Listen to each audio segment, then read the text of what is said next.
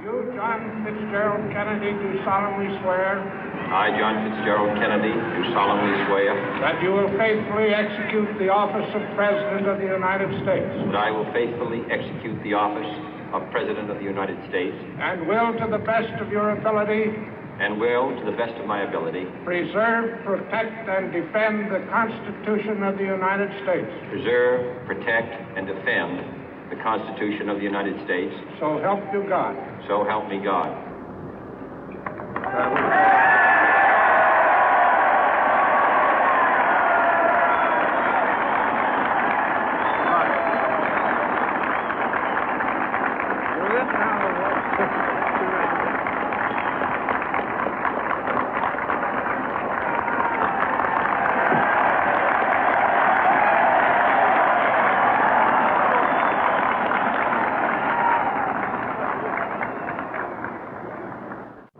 Vice President Johnson, Mr. Speaker, Mr. Chief Justice, President Eisenhower, Vice President Nixon, President Truman, Reverend clergy, fellow citizens.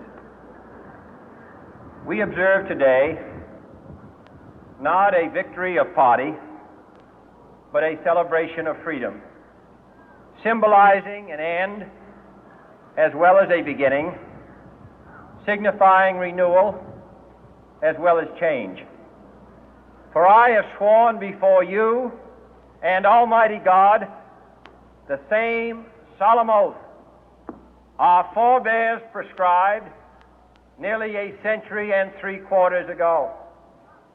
The world is very different now, for man holds in his mortal hands the power to abolish all forms of human poverty and all forms of human life.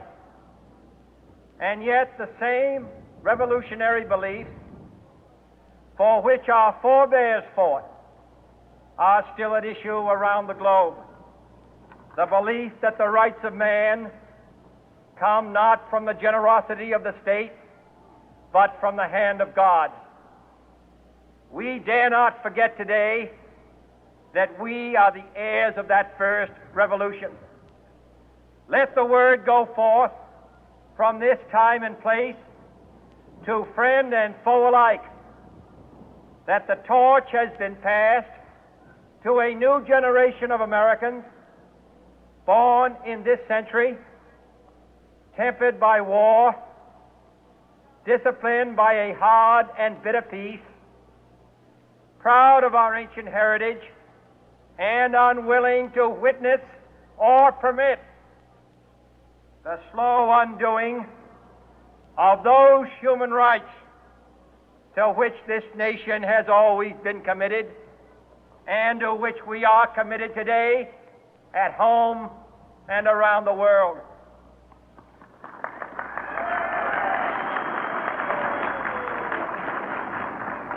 Let every nation know, whether it wishes us well or ill, that we shall pay any price, bear any burden, meet any hardship, support any friend, oppose any foe to assure the survival and the success of liberty.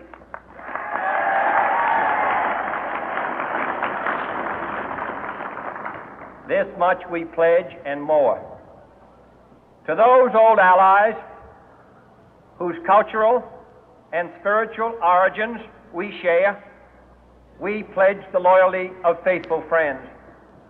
United, there is little we cannot do in a host of cooperative ventures. Divided, there is little we can do, for we dare not meet a powerful challenge at odds and split asunder. To those new states whom we welcome to the ranks of the free, we pledge our word that one form of colonial control shall not have passed away, merely to be replaced by a far more iron tyranny. We shall not always expect to find them supporting our view, but we shall always hope to find them strongly supporting their own freedom, and to remember that in the past, those who foolishly sought power by riding the back of the tiger ended up inside.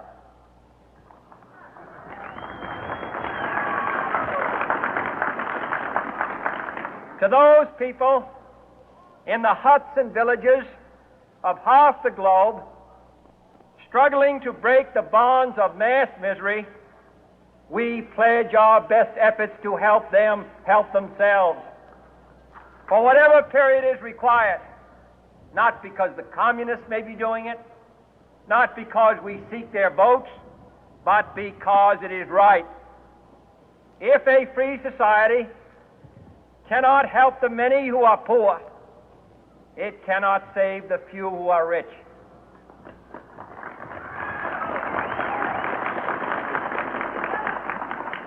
To our sister republics south of our border, we offer a special pledge to convert our good words into good deeds, in a new alliance for progress, to assist free men and free governments in casting off the chains of poverty.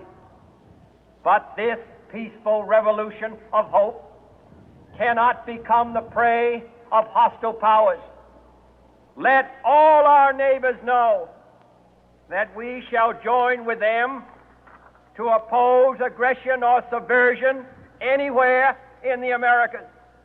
And let every other power know that this hemisphere intends to remain the master of its own house.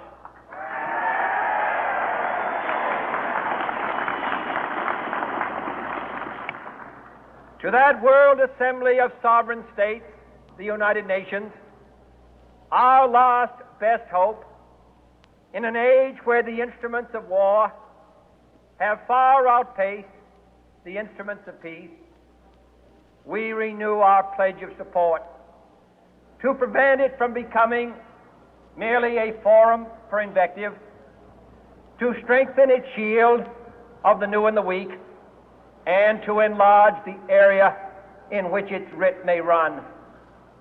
Finally, to those nations who would make themselves our adversary, we offer not a pledge, but a request that both sides begin anew the quest for peace.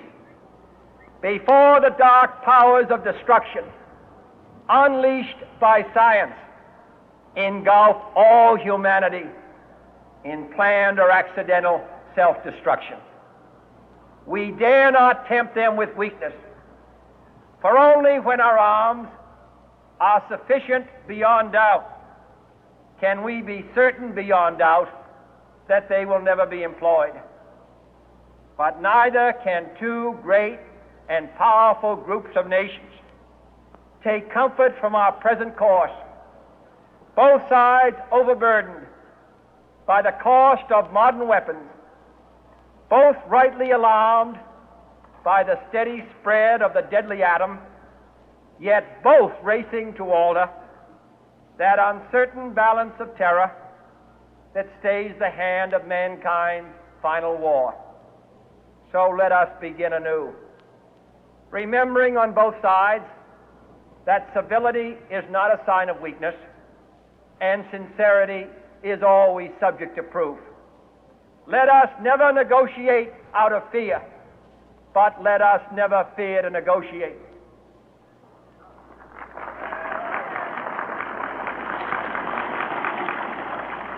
Let both sides explore what problems unite us, instead of belaboring those problems which divide us. Let both sides, for the first time, formulate serious and precise proposals for the inspection and control of arms, and bring the absolute power to destroy other nations under the absolute control of all nations.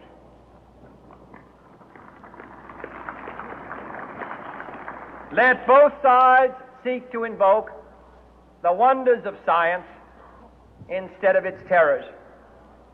Together, let us explore the stars, conquer the deserts, eradicate disease, tap the ocean depth, and encourage the arts and commerce.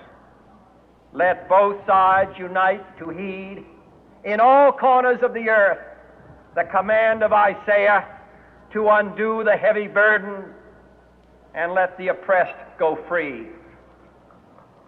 And if a beachhead of cooperation may push back the jungle of suspicion, let both sides join in creating a new endeavor, not a new balance of power, but a new world of law, where the strong are just and the weak secure and the peace preserved. All this will not be finished in the first 100 days, nor will it be finished in the first 1,000 days, nor in the life of this administration, nor even perhaps in our lifetime on this planet. But let us begin.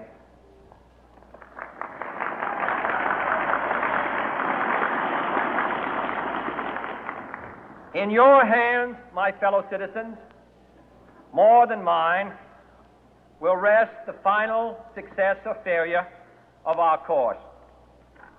Since this country was founded, each generation of Americans has been summoned to give testimony to its national loyalty. The graves of young Americans who answered the call to service surround the globe.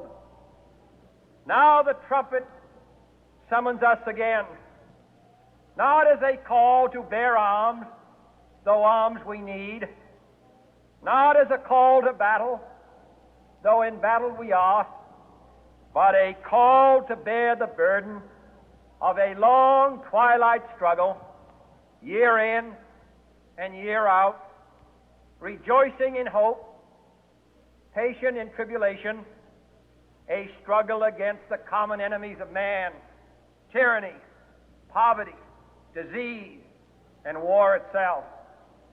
Can we forge against these enemies a grand and global alliance, north and south, east and west, that can assure a more fruitful life for all mankind? Will you join in that historic effort?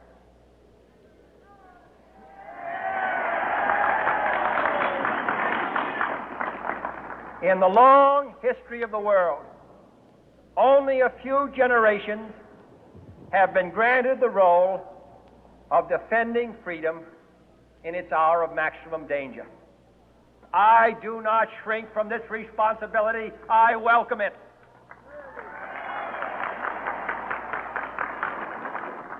I do not believe that any of us would exchange places with any other people or any other generation.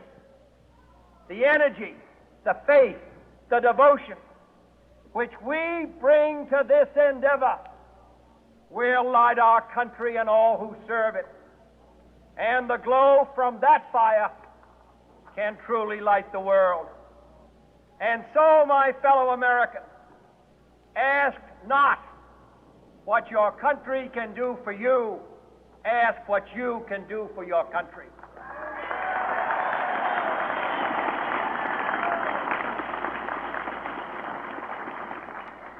My fellow citizens of the world, ask not what America will do for you, but what together we can do for the freedom of man.